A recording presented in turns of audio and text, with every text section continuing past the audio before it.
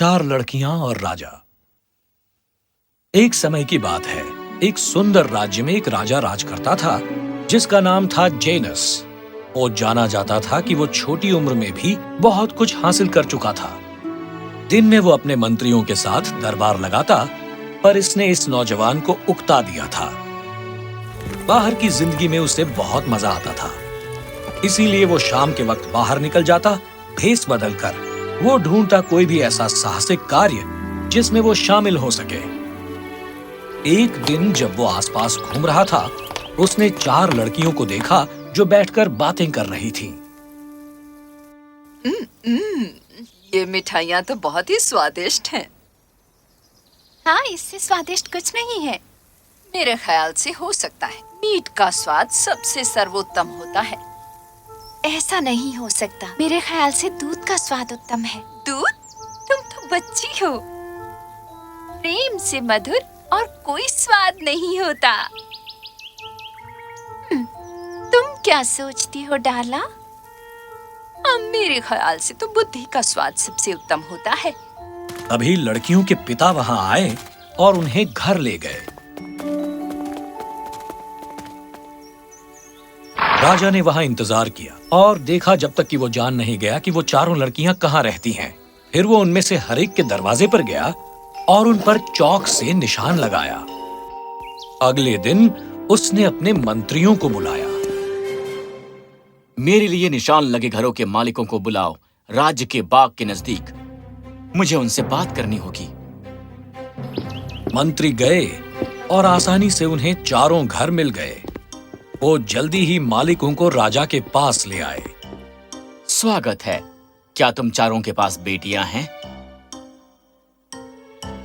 हाँ महाराज। तो क्या कृपया तुम लोग उन्हें यहाँ लेकर आओगे? पिताओं ने एक दूसरे की ओर देखा, थोड़ा चिंतित होकर। महाराज, संपूर्ण आदर से कहूंगा, अविवाहित लड़कियों को महल में भेजना उचित नहीं होगा। क्षमा करें। चिंता मत करो, इस बात की तसल्ली कर लो कि तुम्हारी बेटियों की अच्छी तरह देखभाल की जाएगी। राजा ने एक बग्घी भेजी जिस पर पर्दे पड़े थे, ताकि कोई जान न पाए जब जवान लड़कियां महल में आईं, जिससे उनके पिता और ज्यादा खुश थे। 4 नौजवान लड़कियां एक कमरे में बैठाई गई और उन्हें एक एक करके बुलाया गया। नमस्ते। शुभ दिन महाराज, आपने मुझे क्यों बुलाया? खैर, कल शाम को मैंने तुम्हें अपनी सहेलियों से बात करते हुए सुना था। तुम किस बारे में बात कर रही थी? ओह, हम आपकी बुराई नहीं कर रहे थे महाराज। हाँ, मैं ये जानता हूँ। बिल्कुल मत डरो। शायद तुमने कुछ मीट के बारे में कहा था। ओह, मैंने बस यही कहा था कि मीट का स्वाद सर्वोत्तम होता है। क्षमा करना महाराज, पर ये लड़की उस परिवार से आती है जो मांसाहारी नहीं है, वो शाकाहारी है। शुद्ध शाकाहारी। क्या? पर तुम ये कैसे कह सकती हो कि मीट का स्वाद सबसे उत्तम है, जबकि तुमने इसका स्वाद चखा भी नहीं है? खैर, ये सच है कि मेरा परिवार मांस नहीं खाता, पर मैंने देखा है जब मांस खरीदा जाता है, ये पूरी तरह खा लिया जाता है और कुछ भी जाया नहीं जाता।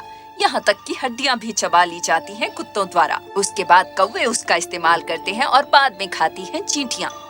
राजा जेनस इस जवान लड़की के जवाब से बहुत प्रभावित हुआ। ये सच है जो तुमने कहा, मीट का स्वाद बहुत ही मजेदार होता है। ये रहा इनाम तुम्हारे जवाब के लिए। और इस तरह लड़की खुशी खुशी वापस चली गई। दूसरी लड़की को बुलाया गया और वो आहिस्ता बहुत डरते हुए वहां आई। नमस्ते छोटी लड़की। नमस्ते महाराज, मुझे क्यों बुलाया गया? कल शाम जब तुम अपनी सहेलियों के साथ बात कर रही थी, तुमने कहा कि दूध का स्वाद सबसे उत्तम होता है। तुम्हारे कहने का क्या मतलब है? ओह महाराज, लोग दूध से बनी चीजों को बड़े चाव से खाते हैं, जैसे मक्खन और मलाई और मिठाइयाँ भी। बहुत कम लोग इससे परहेज कर पाते हैं। इसका स्वाद बेशक सबसे उत्तम है, हालांकि मैंने कभी इसका स्वाद नहीं चखा। क्या? खैर, आप देखें, मुझे दूध के उत्पादों से एलर्जी है। मैं इसे इस पर आधारित रख रही हूँ जो मैंने देखा।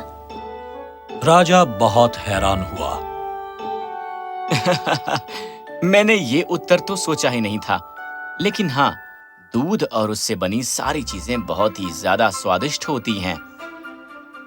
राजा उसके उत्तर से बहुत खुश था और उसे भी उसने एक उपहार देकर भेज दिया। तीसरी लड़की को कमरे में बुलाया गया और वो भी खुशी-खुशी अंदर आई। नमस्ते महाराज। नमस्ते। मैंने तुम्हें यहाँ बुलाया है उस बातचीत के बारे में जानने के लिए जो तुमने अपनी सहेलियों के साथ कल शाम की थी। पर महाराज, मैंने तो आपके बारे में कोई घटिया बात नहीं की। मैंने सोचा भी नहीं कि तुम करोगी। मैंने बस यही सुना कि तुम बात कर रही थी एक स्वाद के बारे में, जो है प्रेम। ओह, वो मैंने अवश्य ही ये कहा कि प्रेम का स्वाद सबसे मधुर होता है। पर मुझे ये कुछ ज्यादा अजीब लगता है। तुम ये कैसे कह सकती हो भला? खैर, मेरे माता पिता एक दूसरे के प्रेम में हमेशा खुशी पाते हैं। एक बार मैंने देखा कि एक हिरनी माँ अपने बच्चे को पुचकार रही है। तभी मैंने सोचा कि प्रेम हमेशा स्वाद में बहुत मीठा होगा। बहुत ही सुंदर जवाब है। तुम बिल्कुल सही कह रही हो। प्रेम में बेशक बहुत ही मधुर स्वाद होता है। राजा ने उसे उपहार दिया और वो भी खुश होकर वहां से चली गई। अंत में डारला की बारी आई। शुभकामनाएं महाराज, आपने मुझे बुलाया। तुम्हें भी शुभकामनाएं। मैंने तुम्हें इसलिए बुलाया क्योंकि मुझे उस बारे में जानना है जो बात तुमने कल शाम अपनी सहेलियों के साथ की थी। मैंने आपके बारे में कोई बुराई नहीं की, इस बात का यकीन रखिए। मैं ये पहले से ही जानता हूँ, पर मैं ये जानना चाहता हूँ कि जब तुमने कहा कि बुद्धि का स्वाद उत्तम होता है, तो क्या मतलब था? क्या आप नहीं जानते? बुद्धि का स्वाद सचमुच अनोखा होता है, खासकर जब इसे झूठ बोलने वाले के पास चखा जाए तो। खैर, जब कोई मुझसे बात करता होगा तो ऐसा बिल्कुल महसूस नहीं करता होगा, क्योंकि मैं झूठ नहीं बोलता। क्या सचमुच ऐसा है? मेरे ख्याल से जिसने कभी झूठ ना बोला हो, वो निश्चय ही एक दिन ऐसा कर सकता है। क्या तुम मुझे चुनौती दे रही हो, अपने राजा को, कि एक दिन मैं झूठ बोलूंगा? महाराज, मुझे 400 सोने के सिक्के दो और 6 महीने, और मैं ये साबित कर दूंगी कि आप झूठ बोलेंगे। राजा बहुत हैरान हो गया और उसे वो दिया जो उसे चाहिए था और बहुत सब्र से अगले 6 महीने तक इंतजार किया। 6 महीने बीत जाने के बाद राजा ने डारला को अपने महल में बुलाया। क्या तुम्हें वो वादा याद है जो तुमने 6 महीने पहले किया था? हाँ है। कृपया मेरे घर आइए और मैं आपको कुछ अद्भुत दिखाऊंगी। राजा बहुत उत्सुक था और अपने मंत्रियों के साथ वो डारला के साथ घर गया। उस पैसे से डारला ने एक बहुत बड़ा और सुंदर घर बना लिया था।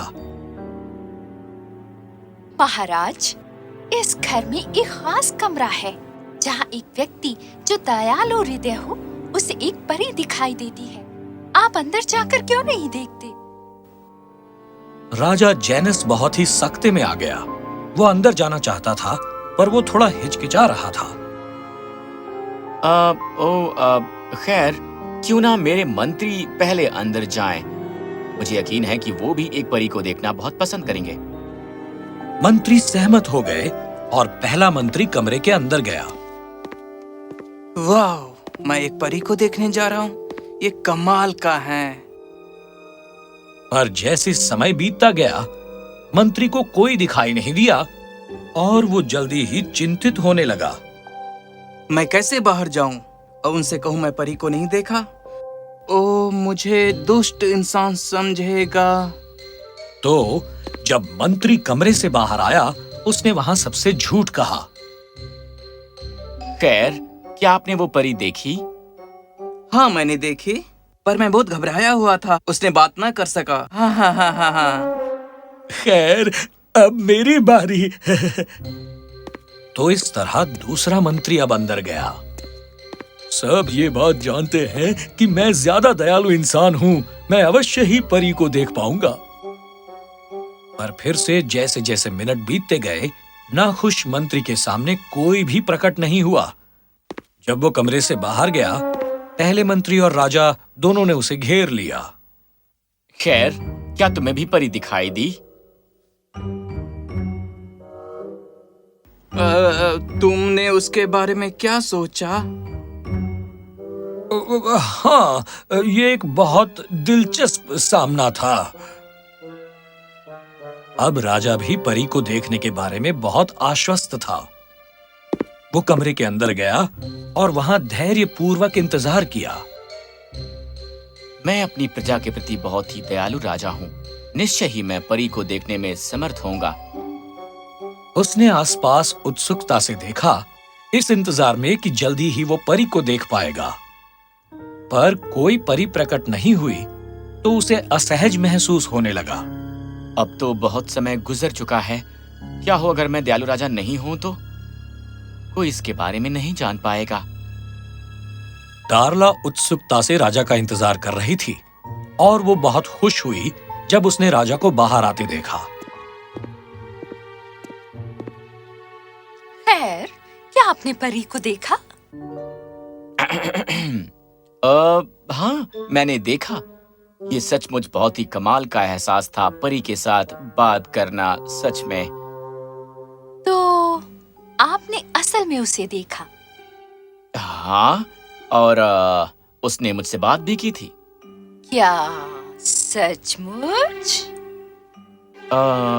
हाँ, मैं झूठ नहीं बोल रहा हूँ, ये सच है। मेरे राजा, अभी अभी आपने मुझसे झूठ बोला। हाँ? क्या मतलब है तुम्हारा? मैं झूठ नहीं बोलता। और तभी उसे याद आई डार्ला की चुनौती कि वो एक दिन जरूर झूठ बोलेगा। राजा जोर से हंस पड़ा और उसने स्वीकार किया कि उसने परी नहीं देखी थी। दोनों मंत्री सख्ते में आ गए, पर उन्होंने भी वही बात स्वीकार की। राजा डार्ला की ओर देखकर मुस्कुराया। तुम एक बहुत ही होशियार इंसान हो जो तुमने मुझसे ये चाल चली। ये इंसानी स्वभाव है कि जब वो मुसीबत में पड़े तो झूठ बोलता है या असहज परिस्थिति में होने पर इसका ये मतलब नहीं कि आप भी बोले। हाँ, मैं जानता हूँ। मैं फिर कभी झूठ नहीं बोलूंगा। मुझे अच्छा लगेगा अगर तुम मेरी रानी बनो और इस राज्य को चलाने में मेरी मदद कर सको। उसने खुशी खुशी ये प्रस्ताव स्वीकार कर लिया। उसे भी इस हंसमुख राजा जेनस से प्रेम हो गया था और दोनों की जल्दी ही शादी हो गई। उसके बाद राजा ने महसूस किया कि बुद्धि का स्वाद हमेशा किसी भी राह में आए झूठ पर हावी होगा। उसने एक बहुत ही बुद्धिमत्ता का फैसला किया कि वो कभी झूठ नहीं बोलेगा। आखिरकार एक झूठ, चाहे वो कितना छोटा हो या बड़ा हो, कभी नहीं बोलना चाहिए।